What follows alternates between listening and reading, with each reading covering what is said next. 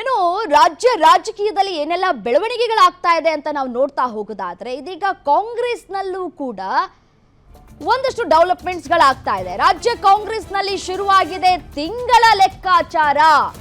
ಬದಲಾವಣೆ ಆಗೋದು ಫಿಕ್ಸ್, ಆದ್ರೆ ಯಾವಾಗ ಅನ್ನುವಂತಹ ಪ್ರಶ್ನೆಗಳು ಈಗ ಕಾಡ್ತಾ ಇದೆ. ಒಬ್ಬೊಬ್ಬ ನಾಯಕರ ಬಾಯಲ್ಲಿ ಒಂದೊಂದು ತಿಂಗಳು ಅನ್ನುವಂತಹ ಮಾತುಗಳು ಕೇಳ್ತಾ ಇದ್ದೀವಿ. ಆದ್ರೆ ಕಾಂಗ್ರೆಸ್ ಬದಲಾವಣೆ ಫಿಕ್ಸ್ ಅಂತಿರೋ ಲೀಡರ್ಸ್ಗಳು ಬಸವರಾಜ್ ಶಿವಗಂಗಾ ಆಯ್ತು, ಈಗ ಮತ್ತಿಬ್ಬರಿಂದ ಬದಲಾವಣೆಯ ಮಾತುಗಳು ಕೇಳಿ ಬರ್ತಾ ಇದೆ. ಇಬ್ಬರು ಘಟಾನುಘಟಿ ಸಚಿವರಿಂದಲೇ ಬದಲಾವಣೆಯ ಮಾತುಗಳು ಕೂಡ ಕೇಳಿ ಬರ್ತಾ ಇದೆ. ಆದ್ರೆ ಇಬ್ಬರು ನಾಯಕರಲ್ಲಿ ತಿಂಗಳ ಗೊಂದಲಗಳು ಕೂಡ ಉಂಟು ಆಗ್ತಾ ಇದೆ. ಆಗಸ್ಟ್ ಅಥವಾ ಸೆಪ್ಟೆಂಬರ್ ಅಥವಾ ನವೆಂಬರ್ ಅನ್ನುವಂತಹ ಗೊಂದಲ ಅವರಲ್ಲೇ ಇದೆ.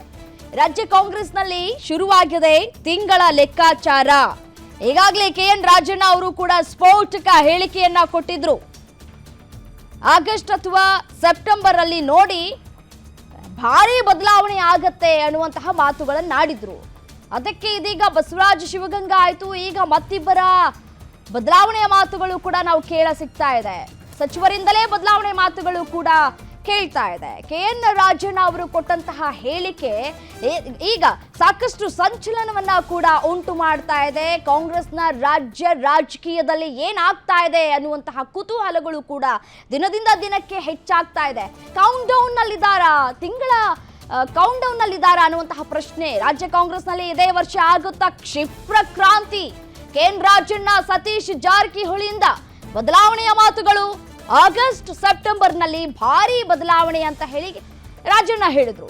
ಆದ್ರೆ ನವೆಂಬರ್ ತಿಂಗಳಲ್ಲಿ ಬದಲಾವಣೆ ಗ್ಯಾರಂಟಿ ಅಂತ ಹೇಳಿ ಸತೀಶ್ ಜಾರಕಿಹೊಳಿ ಹೇಳ್ತಾ ಇದ್ದಾರೆ. ಹೈಕಮಾಂಡ್ ಭೇಟಿ ಬೆನ್ನಲ್ಲೇ ಸಚಿವರಿಂದ ಈ ರೀತಿಯಾದಂತಹ ಮಾತುಗಳು. ಹಿರಿಯ ಸಚಿವರ ಸಮ್ಮುಖದಲ್ಲೇ ಹೈಕಮಾಂಡ್ ಕೊಡ್ತಾ ಆ ಸೂಚನೆ. ಭಾರಿ ಬದಲಾವಣೆ ಅಲ್ಲ, ಸ್ವಲ್ಪ ಬದಲಾವಣೆ ಅಂತ ಹೇಳಿ ಸತೀಶ್ ಜಾರಕಿಹೊಳಿ ಹೇಳಿದ್ರು. ಸಚಿವ ಸಂಪುಟ ಬದಲಾವಣೆಯೋ, CM ಸ್ಥಾನ ಅಧಿಕಾರ ಹಂಚಿಕೆಯೋ ಗೊತ್ತಿಲ್ಲ, ಪ್ರಶ್ನಾರ್ಥಕ. CM ಹಾಗೂ ಸಚಿವರಿಗೆ ರೆಡಿ ಆಗಿರಿ ಅನ್ನೋ ಸಂದೇಶವನ್ನ ಹೈಕಮಾಂಡ್ ರವಾನೆ ಮಾಡದಂತೆ ಕಾಣಿಸ್ತಾ ಇದೆ. ಸಸ್ಪೆನ್ಸ್ ಮೇಲೆ ಸಸ್ಪೆನ್ಸ್ ಆಗಿದೆ ಹೈಕಮಾಂಡ್ ಜೊತೆಗಿನ ಒಬ್ಬೊಬ್ಬರ ಮೀಟಿಂಗ್. ಒಬ್ಬೊಬ್ರು ಕೂಡ ಹೈಕಮಾಂಡ್ ನಾಯಕರನ್ನ ಭೇಟಿ ಮಾಡಿಕೊಂಡು ಬಂದಂತಹ ಸಂದರ್ಭದಲ್ಲಿ ಒಬ್ಬೊಬ್ರು ಒಂದೊಂದು ರೀತಿಯಾದಂತಹ ಹೇಳಿಕೆಯನ್ನ ಕೊಡ್ತಾ ಇರೋದು. ರಾಜ್ಯ ಕಾಂಗ್ರೆಸ್ನಲ್ಲಿ ಲೆಕ್ಕಾಚಾರಗಳು ಕೂಡ ಶುರುವಾಗ್ತಾ ಇದೆ. ತಿಂಗಳ ಲೆಕ್ಕಾಚಾರ. KN ರಾಜಣ್ಣ ಅವರು ಹೇಳಿರುವಂತಹ ಹೇಳಿಕೆಯ ಪ್ರಕಾರ ನಾವು ನೋಡ್ತಾ ಹೋಗೋದಾದ್ರೆ ಅವ್ರು ಹೇಳಿರೋದು ಆಗಸ್ಟ್ ಅಥವಾ ಸೆಪ್ಟೆಂಬರ್ ಅಂತ ಹೇಳಿ. ನೋಡಿ ಭಾರಿ ಬದಲಾವಣೆ ಆಗತ್ತೆ, ಕಾದ್ ನೋಡಿ ಅನ್ನುವಂತಹ ಹೇಳಿಕೆಯನ್ನ KN ರಾಜಣ್ಣ ಕೊಟ್ರು. KN ರಾಜಣ್ಣ ಕೊಟ್ಟಂತಹ ಹೇಳಿಕೆ ಇದೆಯಲ್ಲ, ಅದು ಸಾಕಷ್ಟು ಸಂಚಲನವನ್ನ ಕೂಡ ಉಂಟು ಮಾಡಿತು. ಮತ್ತೊಂದು ಕಡೆ ಸತೀಶ್ ಜಾರಕಿಹೊಳಿ ಅವರು ಕೂಡ ಹೇಳಿಕೆಯನ್ನ ಕೊಟ್ಟಿರೋದು ಇದೀಗ ಕುತೂಹಲಕ್ಕೂ ಕೂಡ ಕಾರಣ ಆಗ್ತಾ ಇದೆ. ಹಾಗಾದ್ರೆ ಏನಾಗ್ತಾ ಇದೆ ಕಾಂಗ್ರೆಸ್ನಲ್ಲಿ? ಹೈಕಮಾಂಡ್ ನಾಯಕರನ್ನ ಭೇಟಿ ಮಾಡಿ ಬಂದಂತಹ ಸಂದರ್ಭದಲ್ಲಿ ಒಬ್ಬೊಬ್ರು ಒಂದೊಂದು ರೀತಿಯಾದಂತಹ ಹೇಳಿಕೆ ಕೊಡ್ತಾ ಇರೋದು ಕುತೂಹಲಕ್ಕೆ ಕಾರಣ ಆಗ್ತಾ ಇದೆ. CM ಸಿದ್ದರಾಮಯ್ಯನವರ ಬದಲಾವಣೆ ಆಗತ್ತಾ, CM ಕುರ್ಚಿ ಖಾಲಿ ಆಗತ್ತಾ ಅನ್ನುವಂತಹ ಪ್ರಶ್ನೆಗಳು ಕೂಡ ಇದೀಗ ಉದ್ಭವ ಆಗ್ತಾ ಇದೆ. ಮತ್ತೊಂದು ಕಡೆ ಸಚಿವ ಸಂಪುಟ ಬದಲಾವಣೆನಾ ಅನ್ನುವಂತಹ ಪ್ರಶ್ನೆಗಳು.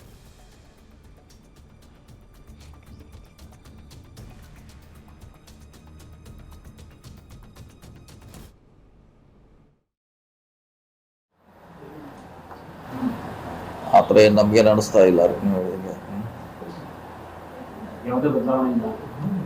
ಅಷ್ಟಂತೆ ಭಾರಿ ಬದಲಾವಣೆ ಹೇಳ್ರಿ, ಭಾರಿ ಏನಾಗಲ್ಲ, ಬದಲಾವಣೆ ಆಗ್ಬೋದು. ಭಾರಿ ಏನಾಗಲ್ಲ, ಬದಲಾವಣೆ ಆಗ್ಬೋದು.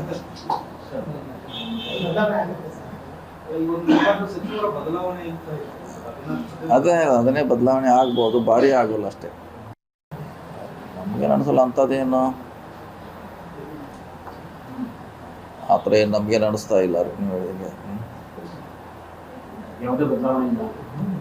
ಅಷ್ಟಂತೆ ಭಾರಿ ಬದಲಾವಣೆ ಹೇಳ್ರಿ, ಭಾರಿ ಏನಾಗಲ್ಲ, ಬದಲಾವಣೆ ಆಗ್ಬೋದು. ಭಾರಿ ಏನಾಗಲ್ಲ, ಬದಲಾವಣೆ ಆಗ್ಬೋದು.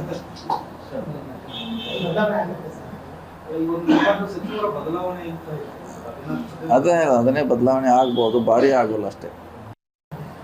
ನಮಗೇನು ಅನಿಸಲ್ಲ ಅಂಥದ್ದೇನು. ಆ ಥರ ಏನು ನಮಗೇನು ಅನಿಸ್ತಾ ಇಲ್ಲ.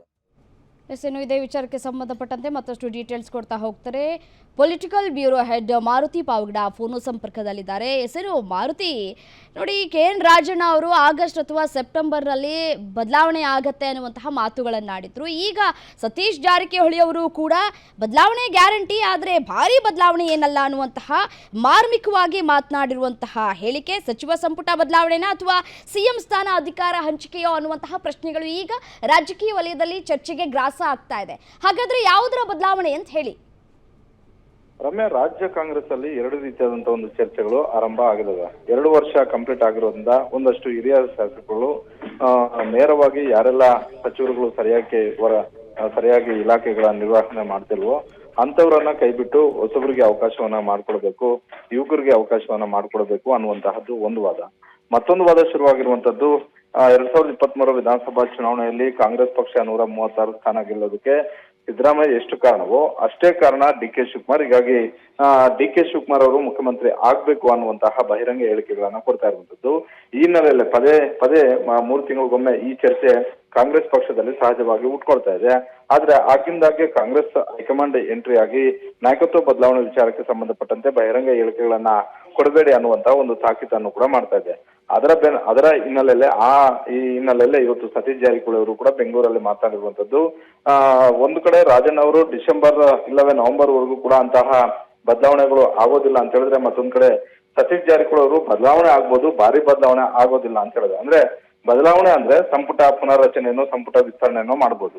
ಭಾರಿ ಬದಲಾವಣೆ ಅಂತ ಹೇಳಿದ್ರೆ ನಾಯಕತ್ವ ಬದಲಾವಣೆ ಆಗ್ಬೋದು ಅನ್ನುವಂತಹ ಒಂದು ಲೆಕ್ಕಾಚಾರ. ಭಾರಿ ಬದಲಾವಣೆ ಆಗೋದಿಲ್ಲ ಅನ್ನುವಂಥದ್ದನ್ನ ಸತೀಶ್ ಜಾರಕಿಹೊಳಿ ಅವರು ಹೇಳ್ತಾ ಇದ್ದಾರೆ ಅಂತ ಹೇಳಿದ್ರೆ, ಸದ್ಯಕ್ಕೆ ಸಿದ್ದರಾಮಯ್ಯ ಅವರನ್ನ ಬದಲಾವಣೆ ಮಾಡುವಂತಹ ಮನಸ್ಥಿತಿಯಲ್ಲಿ ಕಾಂಗ್ರೆಸ್ ಹೈಕಮಾಂಡ್ ಇದ್ದಂತೆ ಕಾಣಿಸ್ತಾ ಇಲ್ಲ ಅನ್ನುವಂಥದ್ದು ಗೊತ್ತಾಗ್ತಾ ಇದೆ. ಆದ್ರೆ ಅಷ್ಟು ಸುಲಭವಾಗಿ DK ಶಿವಕುಮಾರ್ ಇಲ್ಲವೇ ಬೇರೆ ನಾಯಕರು ಬಿಡ್ತಾರ ಅನ್ನುವಂಥದ್ದನ್ನು ಕೂಡ ಕಾದ್ ನೋಡ್ಬೇಕಾಗಿದೆ. ಹೀಗಾಗಿ ಎರಡೂ ಬಣಗಳ ನಡುವೆ ಈ ರೀತಿಯಾದಂತಹ ವಾದ ಮತ್ತೆ ಪ್ರತಿವಾದಗಳು ಮುಂದುವರೆದಿರೋದ್ರಿಂದ ಕಾಂಗ್ರೆಸ್ ಹೈಕಮಾಂಡ್ ನವೆಂಬರ್ ಮತ್ತೆ ಡಿಸೆಂಬರ್ ಅಲ್ಲಿ ಯಾವ ರೀತಿಯಾದಂತಹ ನಿರ್ಧಾರವನ್ನ ತೆಗೆದುಕೊಳ್ಳುತ್ತೆ ಅನ್ನುವಂಥದ್ದನ್ನ ಕಾದ್ ನೋಡ್ಬೇಕಾಗಿದೆ. ಒಟ್ಟಾರೆ ಈ ಹೇಳಿಕೆಯನ್ನ ನಾವು ಗಮನಿಸಿದ್ದೆ, ಆದ್ರೆ ಸದ್ಯಕ್ಕೆ ನಾಯಕತ್ವ ಬದಲಾವಣೆಯ ಪ್ರಶ್ನೆ ಕಾಂಗ್ರೆಸ್ ಅಲ್ಲಿ ಇಲ್ಲ ಅನ್ನುವಂತ ಒಂದು ಸ್ಪಷ್ಟ ಸಂದೇಶ ನಿನ್ನೆ ದೆಹಲಿಯಿಂದ ಬಂದಂತೆ ಕಾಣಿಸ್ತಾ ಇದೆ. ರಮ್ಯಾ, ಓಕೆ, ಥ್ಯಾಂಕ್ ಯು ತಮ್ಮ ಮಾಹಿತಿಗಾಗಿ ಮಾರುತಿ.